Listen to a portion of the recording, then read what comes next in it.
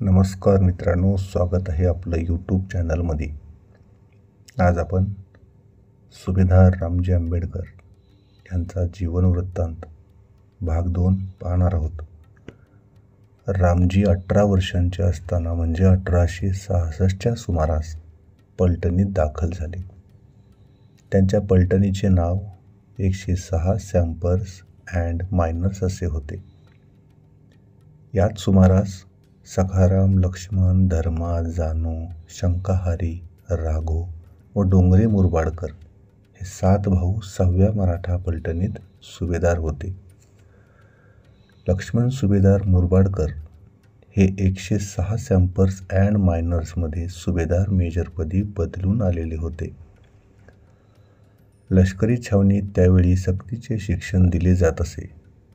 लष्करात असलेल्या व्यक्तीच्या मुलांसाठी दिवसाच्या शाळा असत, त्यांच्या प्रौढ नातेवाईकांसाठी रात्रीच्या शाळा असत. अशाच शाळेत रामजीचे शिक्षण झाले. रामजी हुशार, महत्त्वाकांक्षी होते. त्यांच्या चेहऱ्यावरचे तेज डोळ्यात भरण्यासारखे होते. ते क्रिकेट, फुटबॉल वगैरे खेळण्यात अगदी प्रवीण होते. त्यांचा तडफदार बाणा, उद्योगशीलता व कर्तव्यदक्षता, त्यांची उत्साही वृत्ती पाहून लष्करातल्या एका अधिकाऱ्याचा त्यांच्यावर लोभ जडला. त्याने रामजींची शिफारस करून पुण्याच्या नॉर्मल स्कूलमध्ये त्यांना प्रवेश मिळवून दिला. त्या शाळेत रामजींनी शिक्षकी पेशाचे शिक्षण घेतले. ते शिक्षण घेत असताना त्यांना वेतनादाखल जल्पशी रक्कम मिळायची. त्यातील काही रक्कम ते आपल्या कुटुंबासाठी मुंबईला पाठवीत असत. रामजींचे पिळदार व गौरवर्ण शरीर, मोहक चेहरेपट्टी, कवायतीच्या कामातील चैतन्य व बंदुकीच्या नेमबाजीतील नैपुण्य यामुळे सुभेदार मेजर मुरबाडकर हे रामजींवर अतिशय खुश झालेले होते. दोघांचे नाते जरी अंमलदार व शिपाई असे असले तरी ते खाजगी व्यवहारात अतिशय दिलजमाईने वागत असत. सुभेदार मेजर मुरबाडकरांना एक मुलगा गणपत व 2 मुली भीमाबाई व बायजाबाई अशी 3 अपत्ये होती. भीमाबाई ही मधली मुलगी. ती दिसण्यात चुणचुणीत व बोलकी होती. ती आपल्या वाचाळपणामुळे घरातील लोकांना अतिशय त्रस्त करीत. मुलीच्या जातीने इतके बोलू नये, इतका हुडपणा आणि वाचाळपणा मुलीच्या जातीला शोभत नाही, अशी घरच्या लोकांनी भीमाबाईची कित्येकदा समजूत घातली. कधी कधी तर तिला धमकावून, कधी तिच्या पाठीवर चोप देऊन तिला ताळ्यावर आणण्याचा प्रयत्न देखील केला. इतका मार खाऊनही तिचा वाचाळपणा व खोडकरपणा जात नव्हता. तिच्या स्वभावात काडी मात्र बदल होत नव्हता. तिचा घरातील धिंगाणा आणि वाचाळपणा निर्विकार अखंडपणे चालू राही. तरी तिचा खिलाडू, खोडकर, हेकेखोर, दंगखोर, भांडखोर व धीट स्वभाव आणि निर्मळ बोलकेपणा सर्वांना आवडे, म्हणून ती सर्वांची आवडती होती. भीमाबाई ही दिसायला फारशी देखणी नव्हती. तिचे नाक बसके होते आणि वरचे 2 दात ओठाबाहेर किंचित आलेले होते. मात्र तिची गौर व बांधीसूद शरीरयष्टी आकर्षक भासे. विशेषतः गोंडस व लहान आकाराचे तळहात, तेजस्वी व भेदक डोळे, रेखीव भुवया, विशाल भालप्रदेश आणि कुरळे केस यामुळे तिचे सौंदर्य अधिक खुलून दिसत असे. तिच्या हातची बोटे लहान व आकर्षक होती. तिच्या तळहाताचा आकर्षकपणा तिने कायम ठेवला होता. या मुलीसाठी रामजी योग्य व असल्याचे सुभेदार मेजर मुरबाडकरांनी मनोमन ठरविले. एके दिवशी त्यांनी ही भावना मालोजीरावांकडे व्यक्त केली. त्या काळी मुरबाडकरांची घरची स्थिती अतिशय चांगली होती. त्यांच्या घरातील थाट श्रीमंतीचा होता. घरातील स्त्रिया जरीचे शालू व पैठणी नेसत असत. अंगावर सोन्याचे दागदागिने तर खूपच असत. लहान मुलींच्या पायात सोन्याचे तोडे असत. सणासुदीच्या दिवशी कुटुंबाचे जेवण चांदीच्या भांड्यातून होई. त्यांच्या घरची राहणी उच्च दर्जाची होती. पहाटे सर्वांनी उठावे, शुचिर्भूत व्हावे व सामुदायिक प्रार्थना करावी असा त्यांचा नित्यनेम होता. स्त्रियांनी सडा समार्जन केल्यानंतर स्वयंपाक करावा असा त्यांचा शिरस्थ होता. लष्करातील अधिकारी, ब्राह्मणी कुटुंबांनाही लाजविणारी घरची सोज्वळ व उच्च राहणी आणि एकंदर स्तुती यामुळे मुरबाड्यात सुभेदार मेजरांचा दरारा होता. त्यावेळी त्यांच्या पुतण्या पुतणीचे लग्ने मोठ्या थाटात संपन्न झाली. सुभेदार मेजर मुरबाडकरांनी मालोजीरावांकडे जी भावना व्यक्त केली त्यावर त्यांचे विचारचक्र सुरू झाले. भीमाबाईला पाहताच आपला होकार दिला. दोन्ही पक्षाने ठरविल्याप्रमाणे रामजी व भीमाबाई यांचा विवाह मुरबाड, जिल्हा ठाणे येथे थाटात संपन्न झाला. लग्नात भीमाबाई 13 वर्षांची आणि रामजी 19 वर्षांचे होते. भीमाबाई बालपणापासूनच श्रीमंतीत वाढलेली होती, परंतु रामजींची घरची परिस्थिती तितकी सुखवस्तू नव्हती. अतिशय श्रीमंतीत वाढलेली, सोन्याचे तोडे ल्यायलेली आपली सूनबाई आपल्या घरात कशी वागेल यासंबंधी मालोजीरावांना चिंता होती. भीमाबाई बोलकी पण धार्मिक, साधी, सरळ स्वभावाची परिपराय स्त्री होती. गरीबी असली तरी तिला आपल्या पतीचा सार्थ अभिमान होता. एकदा माहेरी गेलेली असताना कुटुंबातलेच कोणीतरी म्हणाले, श्रीमंता घरची पोर गरिबा घरी पडली, धड तिला कपडे लत्ते व दागदागिने तरी घालायला मिळतील की नाही कुणास ठाऊक. भीमाबाईने ऐकले. तिच्या अंगाची लाही लाही झाली. माहेरच्या लोकांना तिने खडसावले, याद राखा, दागिने सुकत घालण्या इतकी श्रीमंती येईल तेव्हाच मी तुमच्या दारात पाय देईन. भीमाबाईने आपले शब्द खरे करून दाखवले. रामजींनाही भीमाबाई संबंधाची चिंता वाटत होती, परंतु पलटणीत नोकरी असल्यामुळे रामजींचेही राहणीमान वाढलेलेच होते. त्यातून रामजींचे वडील म्हणजे मालोजीराव हे रामानंद पंथांचे एकनिष्ठ भक्त होते. त्यामुळे रामजींच्या घरात पवित्र व उच्च वातावरण आणि शुद्ध आचार विचार याचे साम्राज्य नांदत होते. या साम्राज्यात भीमाबाईने प्रवेश केला आणि अल्पावधीतच सम्राज्ञीपद गाजविले. भीमाबाई प्रेमळ आणि कठोर या दोन्ही स्वभावाच्या होत्या. जी गोष्ट प्रेमाने होत नाही तिथे त्या कठोर स्वभावाचा वापर करीत असत. आपल्या संसाराच्या गोष्टीत त्या कोणाचे ऐकत नसत. सर्व गोष्टी त्यांच्या मनाप्रमाणे झाल्या पाहिजेत हा त्यांचा खाक्या.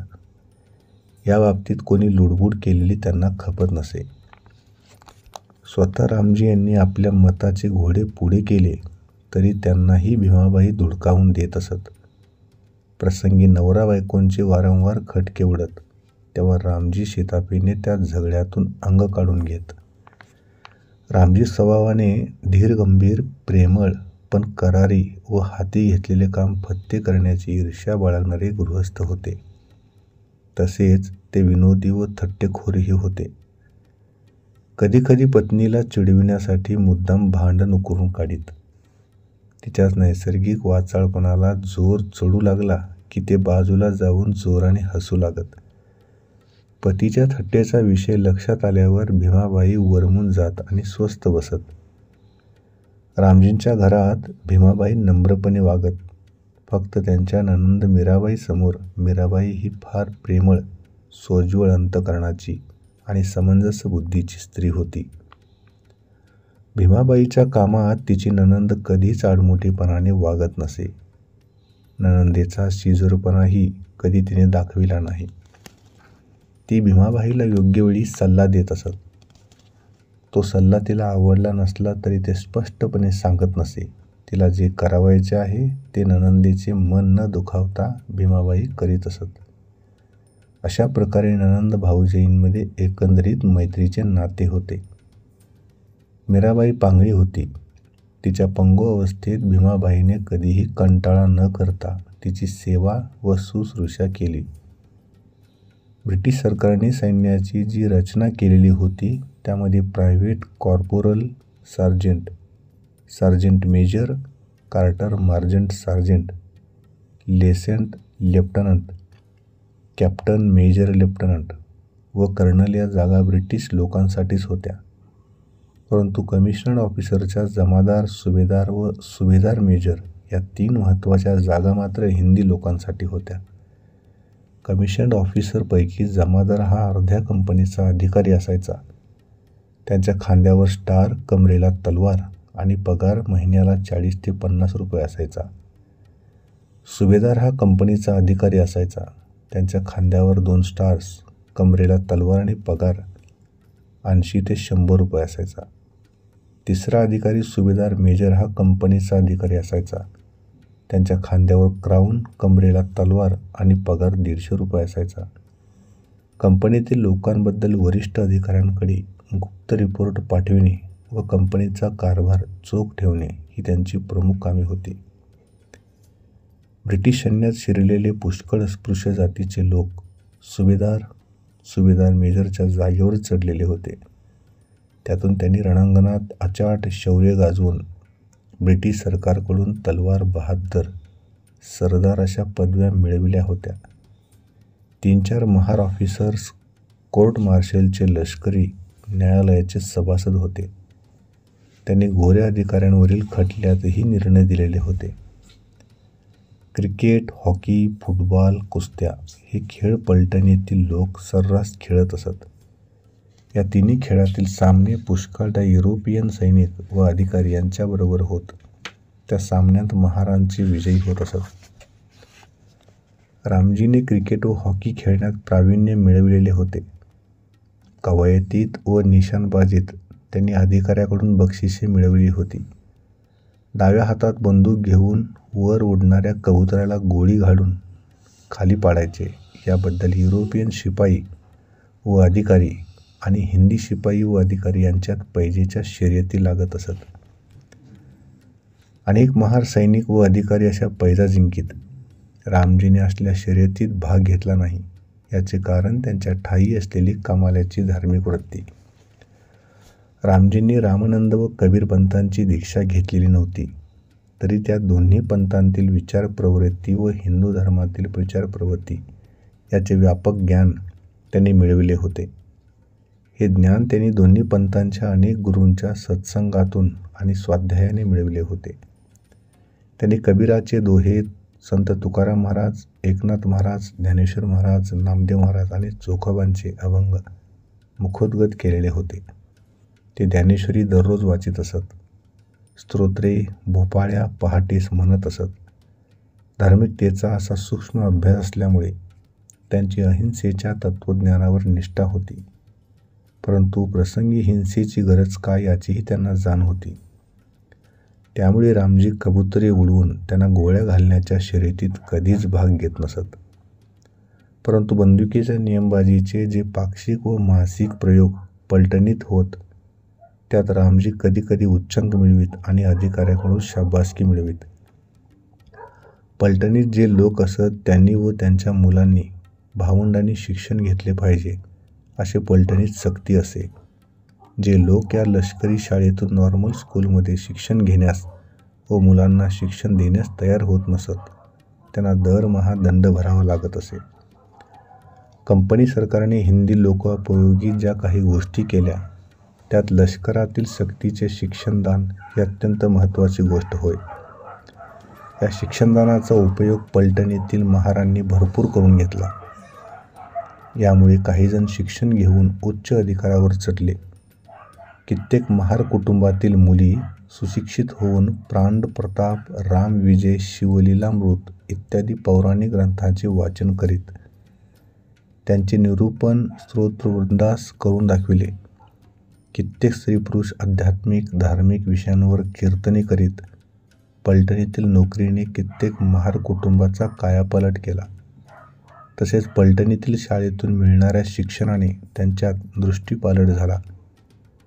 पलटणीतील नोकरीमुळे त्यांची आर्थिक परिस्थिती सुधारली व सामाजिक दर्जा वाढला.